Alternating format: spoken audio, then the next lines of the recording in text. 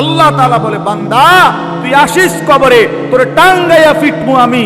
একটা বাড়ি দিবে আমার ফেরেশতা, এক এক বাড়িতে 7 তবক জমিনের নিচে ডাইবা যাবি, আবার উঠবি, আবার মারবে, আবার ডাববি। এভাবে কিয়ামত পর্যন্ত আমার একজন ফেরেশতা, যে অন্ধ, যে কানে শুনে না, যে কথা বলতে জানে না, বোবা বধির অন্ধ সাহাবীকে দিয়ে আমি তোরে কবরে কিয়ামত পর্যন্ত তোরে লোহার মুগুর, লোহার গুর্জ দিয়ে আঘাত করতে থাকবো। বান্দা তুমি আমারে কি মনে করছো? হ্যাঁ, ইউদরাবু লাহু বিমিতরাকাতিন মিন হাদিদ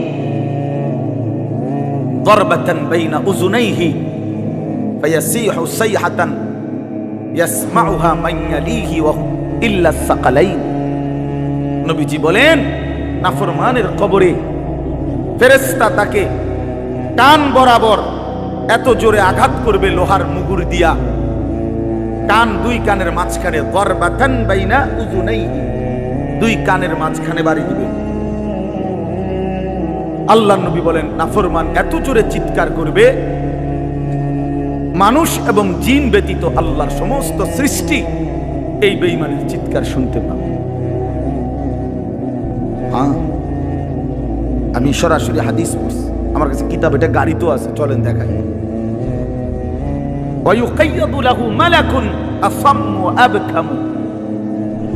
নবীজি বলেন, তার জন্য যে ফেরেশতাকে নিয়োগ দেওয়া হবে কবরে, সেই ফেরেশতা বোবা বধির। আরেক হাদিস আছে আ'মা, অন্ধ। তো এই যে বেচারা যে চিল্লায়, উনি তো শোনে না, কথা বোঝেন নাই। এই বেচারা যে চিল্লাইতেছে, ফেরেশতা তো দেখেও না। এই বেচারার চিল্লানির জবাবে উনি যে তার একটা সান্ত্বনা দিব, এইটাও তো উনি তো কথাই কইতে পারে না। আমরা তো শুধু ফিডের রূপে আছে, এনে কি চলতে আছে ওই বেটার জান শেষ, সে তো খবর নেই। ফেরেশতা তো শুধু ফিরতে আছে। আল্লাহ আমাকেই মাফ করে দেন। হাদিসের মধ্যে আছে, বাপ, বয়স্ক বাবা, আপনাদেরকে বলি, বয়স্ক বাপ জীবনটা শেষ হায়াত সাদওয়ানে শেষ করে দিলেন।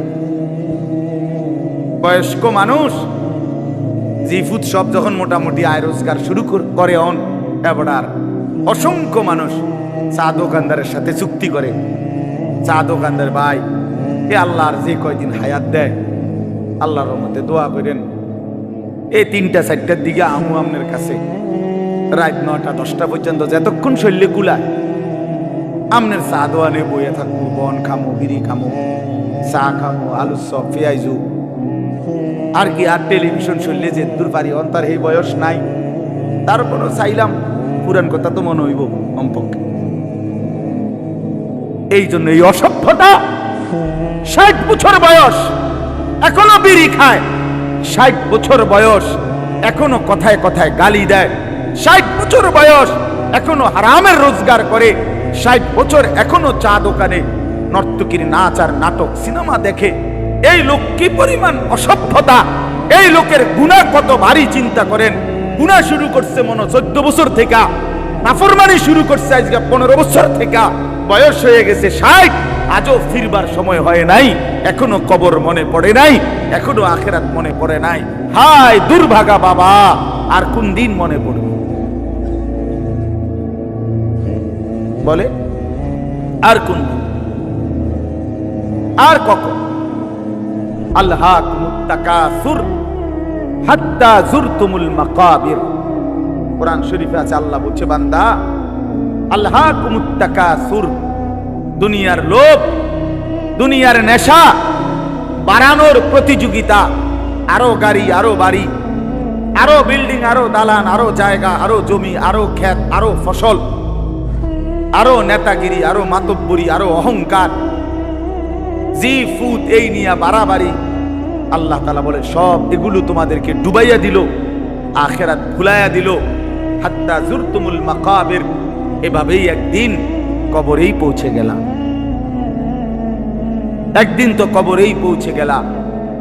কাল্লা সাউফা তা'লামুন, আল্লাহ বলে, সাবধান বান্দা, এই কবরে আসলেই তুমি জানতে পারবা তোমার নাফরমানির শাস্তি কি।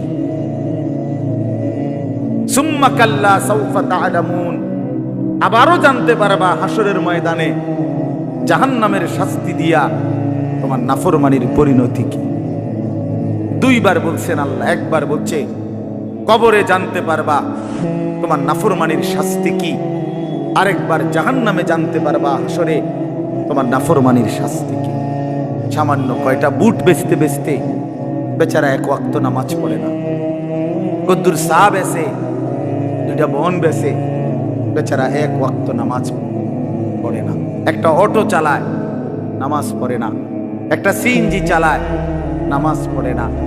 12,000 14,000 টাকার একটা বেতন, এই কদ্দুর চাকরি করে, এটুকুর জন্য একটা নামাজ, একটা সেজদা দেয় না আল্লাহকে। হায় রে নাফরমান, কি পাইয়া আল্লাহরে ভুলে গেল। এই একটা বুটমুড়ির দোকান, একটা বন বিড়ির দোকান, একটা অটো, একটা সিএনজি, 12,000 14,000 20,000 টাকার একটা সামান্য চাকরি, এই সামান্য এটুকুর জন্য আল্লাহকে ছেড়ে দিলেন, আখিরাতকে ভুলে গেলেন। আস্তাগফিরুল্লাহ, আস্তাগফিরুল্লাহ। প্রিয় ভাই আমার, ছেলেরা আমার, তোমাদেরকে বলি ভাইয়া, 12,000 টাকার একটা বড় মোবাইল অথবা 18,000 টাকা 20,000 টাকার একটা মোবাইল পাইয়া আল্লাহকে এভাবে ভুলে গেলা। নিজের চরিত্র, নিজের ইজ্জত, নিজের আত্মমর্যাদা, নিজের বংশের মর্যাদা, বাবা মায়ের সম্মান, ইসলামের সম্মান, আল্লাহর কথা, রসুলের কথা, কবর মরণ আখিরাত সব ভুলে গেলা ভাইয়া। এই মাত্র 20,000 টাকার কাছে এভাবে হেরে গেলা, এভাবে চরিত্রহীন হয়ে গেলা। সারা দিন নাই, রাত নাই। আমাদের ছেলেগুলোর দিকে তাকাইলে মায়া হয়। সারাটা দিন হাঁটে, বসে, চলে, ফিরে, শুধু মোবাইল, শুধু মোবাইল, শুধু মোবাইল, শুধু রাতকে রাত, সারা রাত। ওই দেখেন ওই অপদার্থ কি করে, দেখছেন দেখছেন ভাই, কি পরিমাণ অপদার্থ, দেখেন কি পরিমাণ বেহায়া। চিন্তা করছেন? হ্যাঁ, এটাই জীবন। কিসের ইসলাম? কে বলে, কি বলে? আমার মোবাইল, আমি আছি, আমার মোবাইল আছে, এমবি আছে, চার্জ আছে, খালাস। আর কি আর কি? এই অসভ্যতার শেষ কোথায়? এই নোংরামির শেষ কোথায় বলেন? আমাদের এই প্রজন্ম গিয়ে থামবে কোথায়? 12 বছর 14 বছরের ছেলে যদি দিন রাত এভাবে মোবাইল ব্যবহার করে, তার ভবিষ্যৎ, তার আগামীর সম্ভাবনা কি? আগামীর পরিণতি কি বাপ? আপনারা যারা বাবারা এই যে সন্তানগুলো রেখে যাচ্ছেন, এদের ভবিষ্যৎ কি? যে একটা ওয়াক্ত নামাজ পড়ে না, যে আল্লাহর কোরআন পড়ে না। আল্লাহ আমাদেরকে বুঝ দান করেন, আল্লাহ আমাদের দিল দান করেন, আল্লাহ তাআলা আমাদেরকে ফিকির দান করেন। আমার ভাই, আমার বাবা, আমার তাইলে মূল বক্তব্য হলো, আমাদের জিন্দেগির একটা মূল বিষয়, আমরা মুসলমান হিসাবে আমাদের মৌলিক দায়িত্বই হলো দুইটা জিনিস। একটা হলো গুনাহ বর্জন, আরেকটা হলো আল্লাহ তাআলার হুকুম পালন। এটাই আমগো জিন্দেগি। ভাল লাগলো এটাই কাম, ভালো না লাগলো এটা কাম। মন মতো হইলো এটাই জীবন, মন মতো না হইলো এটা জীবন। কথা বুঝেন নাই? নামাজ আমারে পড়তেই হবে। এবার যত কষ্টই লাগুক, যত ক্লান্তি লাগুক, আমাকে পড়তেই হবে। সুদ, ঘুষ, মিথ্যা, হারাম রোজগার আমার ছাড়তেই হবে। এবার আমার সামনে বাকি সবাই লক্ষ কোটি টাকার, মিলিয়ন মিলিয়ন টাকার মালিক হয়ে যাক, কিন্তু আমার যেহেতু অনুমতি নাই, আমি এটা যাওয়া যাবে না। এটাই মুসলমান, এটাই জীবন, এটাই তাকওয়া। আল্লাহ তাআলা আমাদের কাছে এটাই চায়, বান্দা গুনাহ বর্জন করো, আমার হুকুম পালন করো, বিনিময়ে আমি আল্লাহর কাছ থেকে অনন্তকালের জান্নাত বুঝে নাও। এটাকেই বলে তাকওয়া। এই ব্যক্তিকেই বলে মুত্তাকি, যে নিজেকে গুনাহ থেকে বিরত রাখে, আল্লাহ তাআলার হুকুমের মধ্যে ব্যস্ত রাখে। আল্লাহর হুকুম পালন ব্যস্ত, যত কষ্টই। আপনাদেরকে আমি একটা কথা বুঝাই। মনে করেন আমি প্রতিদিন রাতের 3:30, 3টা, 4টা সচরাচর এই টাইমে বাসায় ফিরি। তো ফিরা ফজরের নামাজ হলো 5:40 জামাত। তাহলে আমার হাতে তখন আর সময় আছে 1 ঘন্টা, 1.5 ঘন্টা, 1.25 ঘন্টা এরকম। এখন এই পুরা টাইম আমি বসে থাকাও আমার জন্য কষ্টকর, কারণ আমি এই 11টা বা 12টার দিকে ঘুম থেকে উঠা যে দৌড়াদৌড়ি শুরু করি, হুলস্থুল ব্যস্ততা, রাত 2টা বাজতে 3টা বাজতে আমার শরীরে আর বল থাকে না। আমি প্রচন্ড ক্লান্ত হয়ে যাই। সারা দিনের মাহফিল ছাড়াও আরো বহু কাজের সাথে কম বেশি আমার সম্পৃক্ততা আছে, অসংখ্য দিনই কাজের সাথে ব্যস্ততা আছে। তো এখন 3:30, 3টা, 4টার দিকে যাই আমি বাসায় গিয়া যখন ঘুমাই, তো আর 1 ঘন্টা বাকি ফজরের জামাত, 1.5 ঘন্টা বাকি। আমার জন্য ভীষণ কষ্ট হয় এই সময় আবার উঠা ফজরের জামাত ধরা। আমি আমার ঘুমের চারদিকে 3টা অ্যালার্মওয়ালা, একটা অ্যালার্মওয়ালা ঘড়ি, 2টা মোবাইল, একটা চায়না মোবাইল, পিছনে পুরাটাই স্পিকারওয়ালা, অনেক আওয়াজ হয়, ভীষণ আওয়াজ। এটা এইটা একটা, এই মোবাইল একটা, আবার একটা অ্যালার্ম ঘড়ি, 3টা একসাথে। একটা টি টেবিলের উপরে, একটা আমার কাপড় চোপড় রাখি, আমার একটা ছোট্ট আলমারি আছে, এটার উপরে, একটা আমার মাথার কাছে, অর্থাৎ একটু দূরে রাখি এই জন্য যে অনেক সময় হয় কাছেরটা অ্যালার্ম বাজতে বন্ধ করে দিচ্ছি ঘুমের তাড়না, তো এইটা তো বাজে, ওইটা তো বাজে। তার মানে 3টা একসাথে যখন বাজা শুরু করে, শেষ পর্যন্ত আমাকে উঠতেই হয়, কারণ প্রচন্ড ঘুম রাইখাও আমি তখন উঠা জামাতে শামিল হওয়ার চেষ্টা করি। কেন? আমি এটা বিশ্বাস করি, মরিবাসী আমার তো নামাজ পড়তেই হবে। কথা বুঝছেন কি না? তাহলে এটা যদি কারো সিদ্ধান্ত হয়, ভাই আমাকে এটা পড়তেই হবে, আমাকে এটা করতেই হবে, আমার এটা লাগবেই, এই ছাড়া আমার কোনো উপায় নাই। এই ছাড়া যেহেতু আমার কোনো উপায় নাই, অতএব এটাই আমার জিন্দেগি, এটাই আমার জীবন, এটাই আমার জীবন। এই পৃথিবীর সব মানুষ, পৃথিবীর সব সুন্দরী দেখুক, আমার জন্য যেহেতু অনুমতি নাই, আমি শুধু আমার বিবিকেই দেখি। কথার কথা, আমার যেটা অনুমতি আছে আমি তাকেই দেখতে হবে। এই পৃথিবীর কোটি কোটি মানুষ হারাম রোজগার করুক, কিন্তু আমি বিশ্বাস করি আমার আখিরাত আছে, আমার আল্লাহর সামনে হিসাব দিতে হবে। অতএব আমরা এই মাদ্রাসায় পড়ুয়ারা, কত কত মসজিদের ইমাম, আমাদের 10,000, 8,000 টাকা বেতন, 12,000 টাকা বেতন, অথচ বিবি অসুস্থ, একটা অপারেশন করতে গেলে বলে 50,000, 60,000, 1 লাখ টাকা। বেচারার চোখ দিয়া পানি পড়ে যে হায় কোত্থেকে কি হবে। কিন্তু এরপরেও এই 8-10 হাজার টাকা বেতনে আমাদের এই কওমি মাদ্রাসাগুলোর বেতন, উস্তাদদের যা বেতন তো আমরা বলি না, এই যাই একটু ওজিফা দেয়, এটা তো এক একজনের 50, 60, 70, 80 হাজার টাকা করে, ঠিক না? কি বলেন জানেন? অল্প কয় টাকা, অল্প কয় টাকা। এইটুকু দিয়ে খোদার 30 মাস, 30 দিন আখিরাতের আশায়, পরকালের আশায় কলজা বাইন্ধা হারাম থেকে বাইচা জিন্দেগি চালায় বাপ। কারণ মুমিন বিশ্বাস করে এটাই আমার শেষ না, ইমানদার বিশ্বাস করে, মুত্তাকি বিশ্বাস করে এখানে আমার শেষ না। ऐसे रहे या वैसे रहे, वहां देखना फिर कैसे रहे। দুনিয়া এমনি কিংবা হেমনে, একভাবে না একভাবে থেকেই গেলাম, দেখার বিষয় হলো সেখানে কেমন থাকবো। ওহা মানে সেখানে, ওহা দেখনা ফির कैसे रहे, ওইখানে কেমন থাকবেন সেটা মূল বিষয়।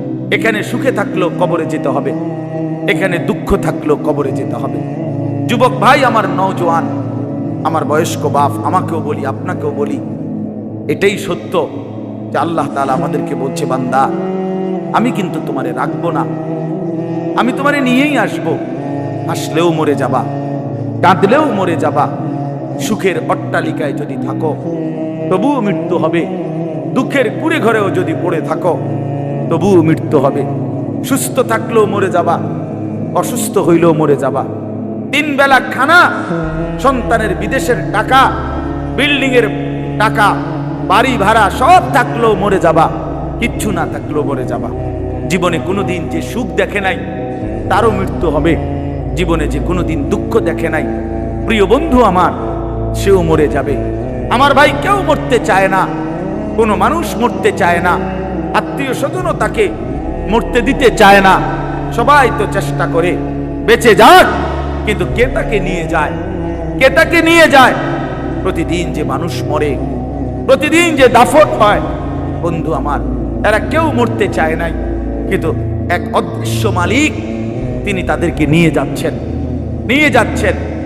অতএব প্রিয় বন্ধু, প্রিয় বাপ, সবার কাছে অনুরোধ, আপনাদের এই ভাই আমি আমার সহ আপনাদেরকে অনুরোধ করলাম, গুনাহ ছেড়ে দেন, আল্লাহর নাফরমানি ছেড়ে দেন। বাপ, এই ছেলেরা, বাপ তোমরা জানো না, আমি বহুদিন বলছি যে ফিলিস্তিনে আজীবন রক্ত ঝরবে। আমাদের ছেলেরা তোমরা বসে বসে মোবাইল টিপবা, এমন নাও হইতে পারে। রোহিঙ্গা মুসলমান আজীবন কষ্ট পাবে, কাশ্মীরের মুসলমান আজীবন কষ্ট পাবে, তুমি পাইবা না, তোমার উপরে কোনো মুসিবত আসবে না, এটা ভাবছিল। বহুদিন আমরা বলছি, বারবার বলতেছি। আজকে ইসকনের গুন্ডারা, ইসকনের সন্ত্রাসীরা, ইসকনের বেঈমানরা প্রমাণ করে দেখাইছে যুবক যে সুযোগ পাইলে তোরও ছাড়বে না, সুযোগ পাইলে ছাড়বে না। বেঈমান প্রকাশ্য দিবালোকে 92% মুসলমানের বাংলাদেশে, লক্ষ কোটি কোটি মুসলমান জীবিত থাকতে এই ইসকনের গুন্ডারা, সন্ত্রাসীরা, এই নরপিশাচরা একজন মুসলমান অ্যাডভোকেটকে চট্টগ্রামের মাটিতে দিবালোকে, প্রকাশ্য দিবালোকে গর্দানের মধ্যে ছুরি দিয়া জবাই করে রক্তে ভাসায় ফেলছে। এই জন্য প্রমাণ হইছে বন্ধু যে তোমরা মনে করছো কেবল মুসিবত হুজুরদের, না না, বেঈমান এতটাই বেঈমান, এতটা উগ্র, এতটা সন্ত্রাসী, এতটা জঘন্য যে পাইলে আমাদের মুসলমান কাউকে ছাড়বে না, কাউকে। এজন্য আমাদের আল্লাহর সাথে সম্পর্ক, আমাদের শাহাদাত, আমাদের কলিজার খুন, আমাদের রক্ত, আমাদের আল্লাহর সাথে ভালোবাসা, আমাদের আল্লাহর গোলামি, আখিরাতের ফিকির, এটাই আমাদের সমাধান, এটাই সমাধান। এখানেই মুক্তি, এখানেই সফলতা আমাদের।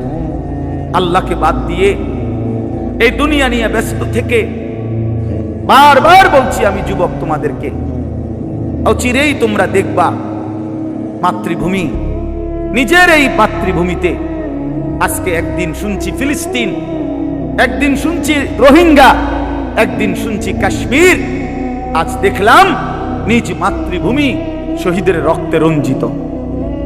তাইলে তাহলে কিসের আশায় মোবাইল টিপো? নারী দেখো, ছবি দেখো, অশ্লীল দৃশ্য দেখো। কে তোমারে এত নিরাপত্তা দিয়ে দিল যে তোমার কোনো মুসিবত আসবে না, তোমার কোনো বিপদ হবে না, তোমার উপরে কোনো জুলুম হবে না, তুমি কোনোদিন নির্যাতিত হবে না? তোমরা এই নিশ্চয়তা কেমনে পাইলা? যে কারণে তোমরা এইভাবে পাগল হয়ে গেছো। সারা দিন নাই, রাত নাই, অগণিত ছেলে মাশাআল্লাহ তোমরা এখানে বসছো, অসংখ্য ছেলে তোমরা বাপ, এক ওয়াক্ত নামাজ পড়ো না, তুমি এত বড় নিকৃষ্ট কেমনে হইলা? টানা কানছে এশার পর থেকে ফজরের আজানের আগ পর্যন্ত নবীজি উম্মতের জন্য দাঁড়ায়া দাঁড়ায়া, আম্মাজান আয়েশা বলছে দাঁড়ায়া দাঁড়ায়া কানছে আর দোয়া করছে, হাত্তা তাওয়াররামাত কাদামাহু, সারা রাত কানতে কানতে নবীজির দুইটা পা মোবারক ফুলে ফুলে গেছে। সেই নবী হাসরের ময়দানে বলবে, উম্মত আমি তোমার জন্য 23 বছর কেঁদেছিলাম, তায়েফের পাথরের আঘাতে পিঠ চালনির মতো রক্তে ছিদ্র ছিদ্র হয়ে গেছে, আমি ক্ষুধার কষ্টে পেটে 2টা পাথর বাঁধছিলাম, আমি উহুদের দান দান শহীদ করা রক্ত নিয়ে উহুদের ময়দানে ঘন্টার পর ঘন্টা বেহুশ পড়েছিলাম। আমার ঘরের চুলায় 3 মাস লাগাতার আগুন জ্বলে নাই, রান্না করা কোনো খাবার আমি নবী খাই নাই। বিনিময়ে আজ তুমি কি আমল নামা নিয়ে আসছো? এই আমল নামাতে ফজরের নামাজ কই? এই আমল নামাতে 30 বছর তুমি আমার উম্মত, 30 বছর সুদ খাইলা। তুমি আমার উম্মত, তোমার স্ত্রী কোনোদিন পর্দা করে নাই। তুমি আমার উম্মত, তোমার ঘরে প্রতিদিন রঙিন টেলিভিশন চলে। তুমি আমার উম্মত হয়ে 60 বছর কেমনে বিড়ি সিগারেট খাইলা? তুমি আমার উম্মত হয়ে এত লম্বা সময় কেমনে দাড়ি কাইটা থাকতে পারলা? উম্মত, এত বড় বেইজ্জতি আমারে কেমনে করলা? এটা কি আনছো উম্মত? আমি এটা কি আমল নামা? আমার চোখের পানি, আমার রক্ত, আমার ক্ষুধার কষ্ট সব ভুলে গেলাম। নবী বলবে বাপ, বলবে উম্মত, আমি এটা নিয়া আমার মালিকের সামনে কেমনে দাঁড়াবো? কেমনে দাঁড়াবো? কেমনে দাঁড়াবো? আমি কেমনে বলবো আমি যে রব্বুল আলামিন এটা শ্রেষ্ঠ নবীর, শ্রেষ্ঠ উম্মতের আমল নামা, আমি এটা কিভাবে পেশ করব, সুপারিশ করব কিভাবে তোমার জন্য?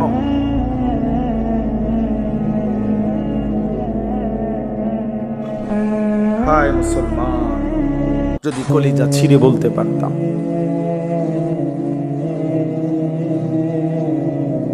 চলো ভাই, এই চোখের এক ফোঁটা পানি তোমার জন্য। আল্লাহ আমাদের সন্তানদেরকে বুঝদান করে। তোমরা নামাজি হও, তোমরা আল্লাহরে নারাজ করো না, তোমরা রাসূলুল্লাহ সাল্লাল্লাহু আলাইহি সাল্লামকে বেইজ্জতি করো না, বেইজ্জতি করো না, অপমান করো না। নবী কষ্ট পাবে যে উম্মত আমি শ্রেষ্ঠ নবী, আমার উম্মত তো শ্রেষ্ঠ উম্মত, কুনতুম খায়রা উম্মাহ, তোমরা আমারে অপমান করো না। প্রতিদিন দুশ্মন ষড়যন্ত্র করে এই বাংলাদেশের জমিনে এত বিপুল পরিমাণ মুসলমান কিভাবে নিশ্চিহ্ন করে দিবে। ওইখান থেকে হিন্দুত্ববাদীরা হুঙ্কার ছাড়ে আমাদেরকে উড়াইয়ে দিবে, আমাদেরকে পেঁয়াজের খোঁটা দেয়, পেঁয়াজ, আলু, জানেন? ইন্ডিয়া থেকে আমাদেরকে ধমক দিচ্ছে, আমাদের পেঁয়াজ বন্ধ করে দিবে, আলু বন্ধ করে দিবে। পেঁয়াজ তার আব্বার, আলু তার আব্বার, হ্যাঁ, আলু তোর বাপের বেটা। তোর ইন্ডিয়ার মধ্যে যেই ফসল উৎপন্ন হয় এটা তোর মোদি আব্বার, এটা তাইলে আমাদেরকে ধমক দেশ, পেঁয়াজ বন্ধ করে দিবে, আলু বন্ধ করে দিবে, চিকিৎসা বন্ধ করে দিবে, হসপিটালে যাইতে দিবে না, ধমক দিচ্ছে প্রতিদিন। এই জন্য ভাই আমার, বন্ধু আমার, মনে রাখো, মুসলমান কোনদিন সংখ্যা দেখে ঘাবড়ায় না। 110 কোটি না, 1 লক্ষ কোটিও আমরা পরোয়া করি না। আমাদের আসমানওয়ালা আছে, আমাদের আল্লাহু আকবার, আমাদের আল্লাহ বড়, আল্লাহ বড়, আল্লাহ বড়। বড় যুবক কে বড়? জোরসে বলো, দাঁড়ায় বলো, দাঁড়ায় বলো, বলো আল্লাহু আকবার, বলো আল্লাহু আকবার।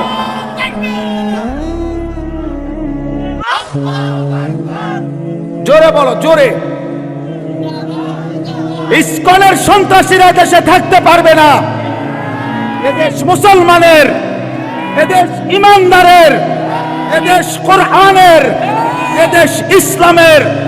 আমরা চ্যালেঞ্জ করলাম ইন্ডিয়াকে, চ্যালেঞ্জ করলাম বেটা, 110 কোটির বড়াই দেখাও বেটা।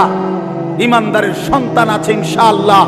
কলিজার খুনে শহীদ সাইফুল ইসলাম আলিফের রক্তের উপরে, শাহাদাতের খুনের উপরে ইনশাআল্লাহ ইসকন এদেশে নিষিদ্ধ হবেই হবে। এদেশে কালেমার পতাকা উড়বে, এদেশে ইসলামের পতাকা উড়বে। তোমরা থাকবা তো ইনশাআল্লাহ?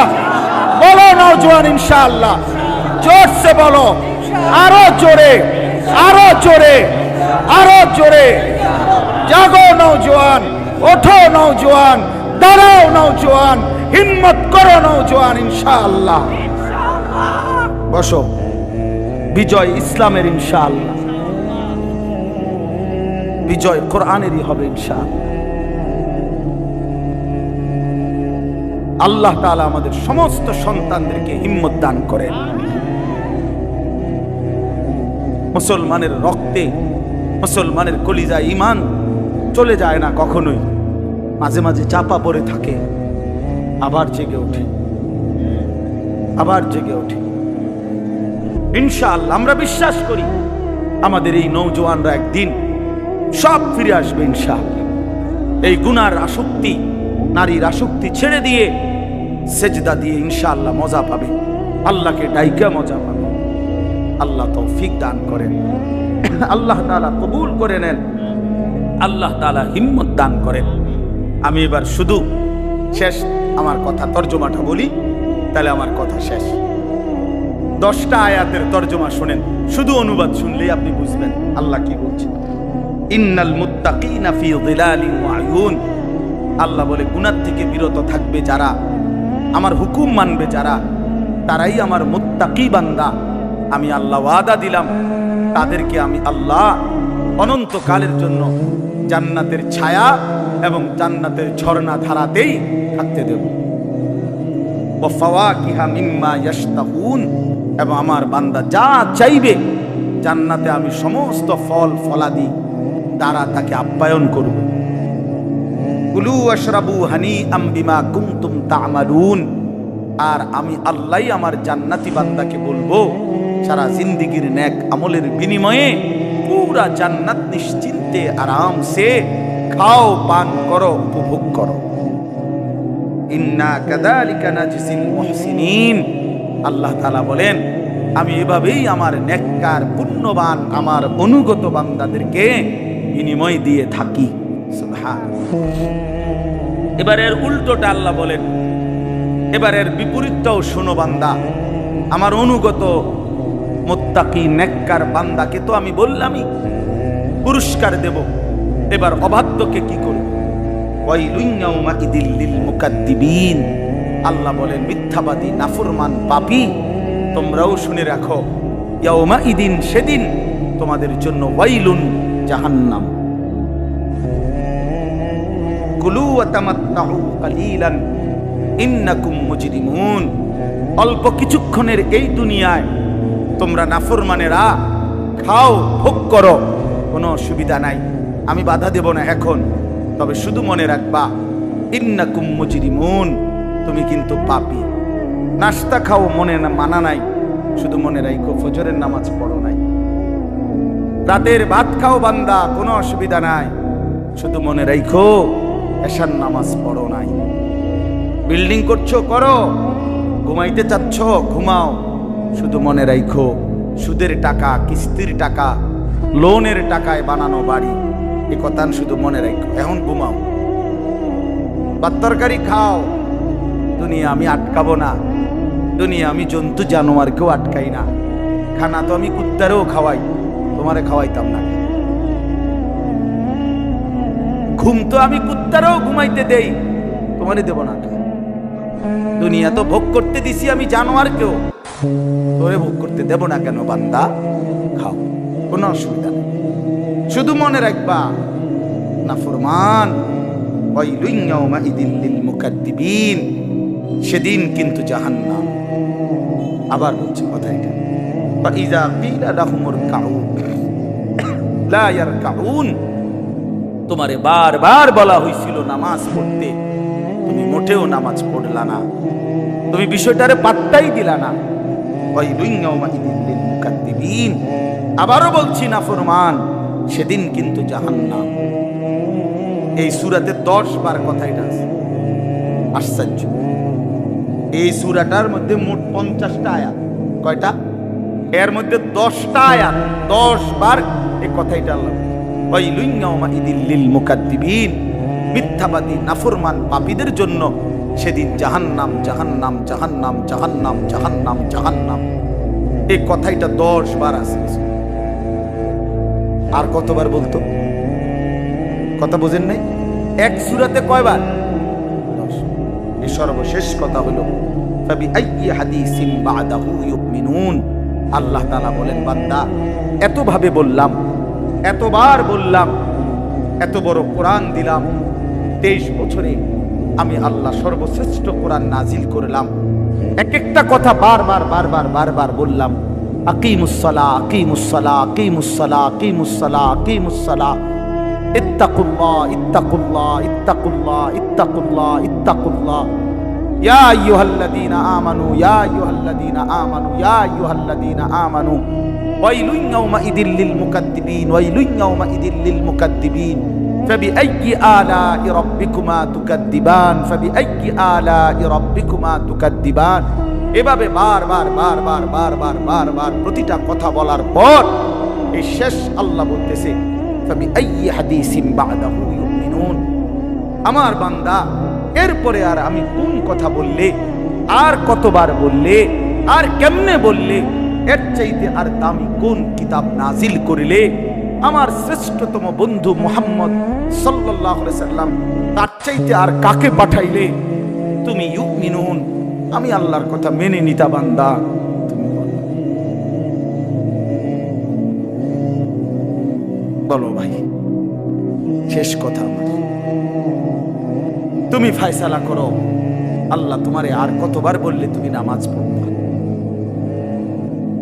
মহান আল্লাহর মতো মালিক আর কতবার বললে তুমি হারাম ছাড়বা? আপনারা সুদখোরেরা বলেন, আর কতবার বললে আপনি সুদ ছাড়তেন? ঘুষখোরেরা বলেন, কিস্তিখোরেরা বলেন, হারামখোরেরা বলেন, মদখোরকে জিজ্ঞেস করেন, নেশাখোরকে জিজ্ঞেস করেন, বেপর্দা বোনকে জিজ্ঞেস করেন, বেপর্দা মাকে জিজ্ঞেস করেন। যুবক তোমরা যারা নারী নিয়ে ব্যস্ত, তোমাদেরকে বলি, আর কতবার নিষেধ করলে আল্লাহ, নবী আর কতটা কাঁদলে আমরা মেনে নিতাম? এই দুই কথা সাংঘাতিক। এখন আল্লাহ বলছে, বান্দা আমি আর কতবার বললে, আর কেমনে বললে আমার কথা তুমি মানতা? আর নবীজি বলবে, উম্মত 23 বছরে আমি আর কত কাঁদলে, আর কত রক্ত ঝরাইলে, আর কত চোখের পানি ফেললে তুমি আমারে মনে করতা? এই দুই কথার কি জবাব দিবেন? আপনারা রেডি করেন, আমারই শেষ কয় কথা। এক, আল্লাহ বলবেন, বান্দা এত বড় কোরআন নাজিল করে এতবার বললাম, আর কতবার বললে তুমি আমার কথা মানতা? এটার কি উত্তর দিবেন আল্লাহরে? ঠিক করে। আর নবীজি জিজ্ঞেস করবে হাসরের ময়দানে, উম্মত 23 বছরে আমি এত কান্না, এত চোখের পানি, এত রক্ত, এত দান দান শহীদ করা, পেটে পাথর বাঁধা, আর কত কাঁদলে, আর কত রক্ত ঝরাইলে, আর কত ক্ষুধার কষ্ট করিলে তুমি আমার কথা শুনতা? আমি রসুলকে মনে করতাম, আমার সুন্নাতকে ধরতা? আমি জানতে চাই, বলো। হ্যাঁ, আহ মাশাআল্লাহ, চাচা যান দিল থেকে কথা বলছে, কোনো জবাব থাকবে? আসলে কি কোনো জবাব থাকবে ভাইয়া? বলো, ছেলেরা বলো, ভাই তোমরা বলো, কি বলবা তখন? মালিকের সামনে, রসুলের সামনে। আর এই দুইজন ছাড়া তখন হাসরের ময়দানে আপন থাকবে কে? কথা বলেন না। আল্লাহ এবং তার রসুল ব্যতীত আপন কে? আল্লাহ আমাদেরকে বুঝ দান করেন। এই জামিয়া ইসলামিয়া দারুল উলুম রূপসী মাদ্রাসা আল্লাহ তাআলা ভরপুর কবুল করেন।